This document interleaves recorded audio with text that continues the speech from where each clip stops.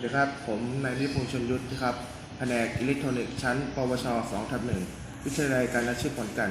วันนี้เราจะมาต่อวงจร Unstable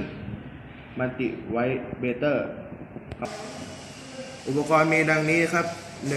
1. ตัวต้านทาน 55 k โอห์ม 2 ตัวนะครับ 2. ตัวต้านทาน 22 โอห์ม 2 ตัวนะครับ 3. ตัวเก็บประจุ13 ไมโครฟาราด 2 ตัวนะครับ 4. ทรานซิสเตอร์เบอร์ BD 139 2 ตัวนะครับ 5. หลอดไฟ LED 2 ตัวนะครับ 6. สายจัมป์3 สายนะครับ 7. แล้วแบตเตอรี่9 โวลต์จะเป็นการถ่ายวงจรนะครับ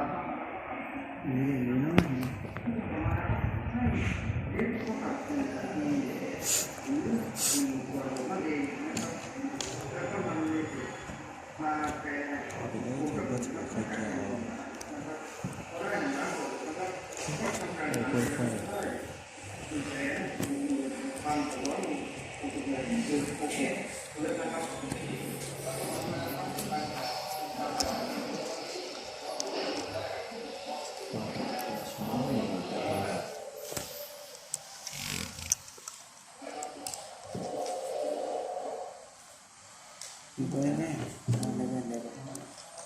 เย่ตัวมึงอันนี้อยู่กับขับ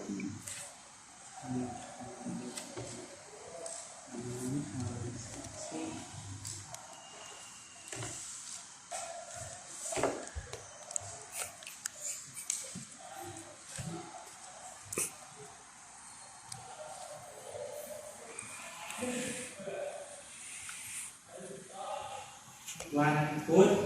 เมื่อกี้มันไม่ได้เข้าห้องเรียนก็ไม่เห็นมาพูดมาบอกอะไร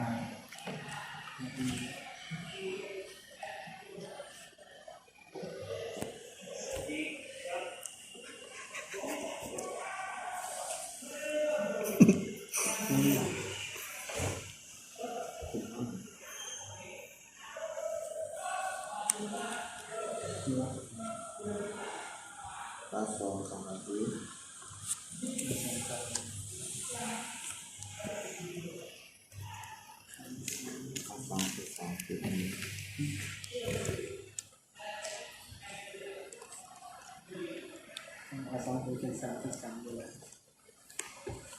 นี่อ่ะสองกองจุดเจ็ด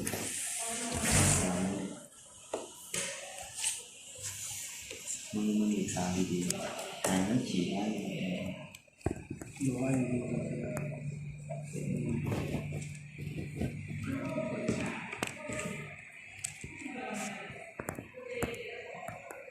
ใช่อันนี้คืออะไรของมันแน่นอนราคาถูกของมันนี่คือเราทำเองนะ2.7ก็ได้ต่อวงจรเสร็จแล้วนะครับ ต่อไปจะเป็นการทดลองนะครับ นี่คือแบตเตอรี่9 โวลต์นะครับ